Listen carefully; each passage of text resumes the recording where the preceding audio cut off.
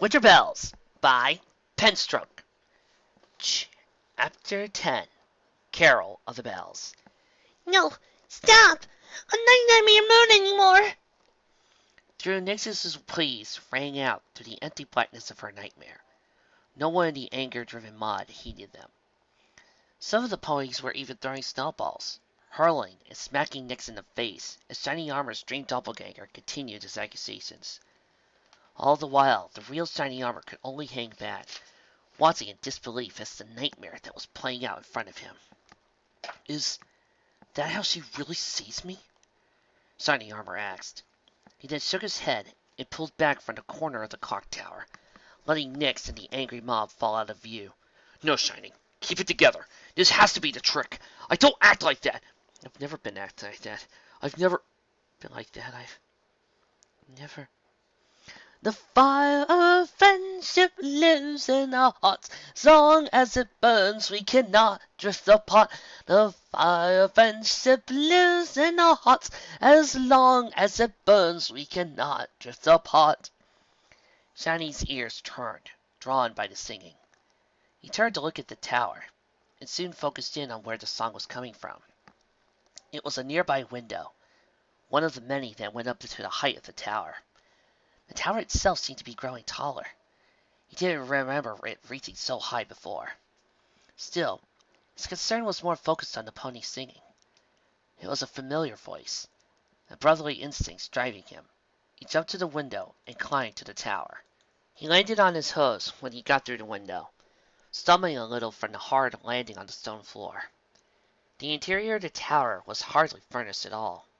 There were metal mounts on the walls and torches, and those torches illuminated a single, long staircase that wrapped around the interior of the stair tower and climbed all the way to the top. The source of the singing was coming from a pony at the base of those steps, who was desperately trying to climb them, even though she was chained to the wall by a collar around her neck. "Twilight!" Shiny said, rushing to the side of the dream doppelganger of his sister. "What are you doing?" The fire of friendship lives in our hearts. As long as it burns, we cannot drift apart. The fire of friendship lives in our hearts. As long as it burns, we cannot drift apart. Twilight! Twilight! He shouted again, trying to snap her out of her strange trance. Yes, he knew this wasn't his real sister. But still, he found what he was seeing too disturbing to ignore. His sister, in chains, singing like a madmare. Why was Nix dreaming about this? What purpose did this have? Twilight, step out of it! His final shout seemed to bring the dream Twilight's mind back, as she turned to look at him for a moment. Then, she threw herself at him, her hose wrapped around his neck. She smelled of body odor, and her mane was greasy from being unwashed. It was a sight he wanted desperately to get away from. But the dream Twilight was holding tight, screeching her song. Earth ponies build and reap what they sow. Unicorns grabbed with a magical glow. Pegasus to the skies up above. Equestria lives our care and our love. Twilight's grip tightened, threatening to squeeze Shiny's throat shut. He began to cough, struggling to breathe, but Twilight just continued screeching. Oh, sweet Celestia, I am getting Silent Hill flashbacks. I thought we agreed no Silent Hill Ponyfield fanfics on this channel. While different in form, our spirits are one. We are a circle of friends that will never be undone. For the fire of friendship lives in our hearts. As long as it burns, we cannot drift apart. Though quarrels rise, their numbers are few. Laughter and singing will see us through. Twilight was now choking Shiny, her grip becoming so tight, not a single gasp of breath was able to get in or out of his lungs. He began to thrash, trying to free himself. But Dream Twilight's grip held strong. We are a circle of pony friends, a circle of friends, we'll be to the very end. Shiny was beginning to black out. In his desperate thrashing, he called on his magic. A pearly pink shield formed around him, casting Twilight into a corner of the room. A moment later, Shining dropped the shield, needing to focus entirely on gasping for breath. His lungs greedily sucked in the oxygen they had been deprived, and, as he recovered, Shining looked at the nightmare doppelganger of his sister. The dream Twilight was curling up in a corner where she had landed. She was singing again, but like a broken record. She was repeating the same lines over and over again, singing a twisted version of a line from the carol. So quarrels arise, there's nothing to do. Silent bells can't see us through. The silent bells can't see us through. The silent bells can't see us through. Silent bells? Shining Armor asked, taking a few cautious steps closer to the dream doppelganger. What about the bells? Dream Twilight looked at Shining again, but instead of screeching and attacking, the corner of the room seemed to fade, like a part of reality was just disappearing. The corner of the tower went away like smoke on a wind. Shining was able to see outside the tower again, to the snow-covered ground. There, he saw his parents' yard. It was their backyard, and he saw 3 ponies standing next to their old grill, as a little stick burned with red and white flames, like a peppermint stick. It was Cadence, Twilight, and Nyx. They were all straining their ears, as if trying to hear something. Wait, I think I hear it too, he heard Cadence say, a smile spreading on her lips. It sounds like bells. Twilight nodded and pointed with a hoof. In the distance, he saw something else fade into view. Floating in the darkness, like a distant city in the sky, was Canterlot Palace. That was where Twilight was pointing. It must be coming from the bell tower at the castle. Those are the biggest and loudest bells in all of Canterlot. I bet they're playing carols like they do every year. Shining watched as Twilight's smile grew, as she nodded her head and shut her eyes. Yeah, can't you hear it? They're playing the heartwarming carol. The fire of friendship lives in our hearts. As long as it burns, we shall not drift apart. The familiar giggle of his wife drew Shining's eyes away from Twilight. He saw her lean down to playfully whisper to Nyx. Twilight has a thing for bells. I do not have a thing for bells, Twilight defended.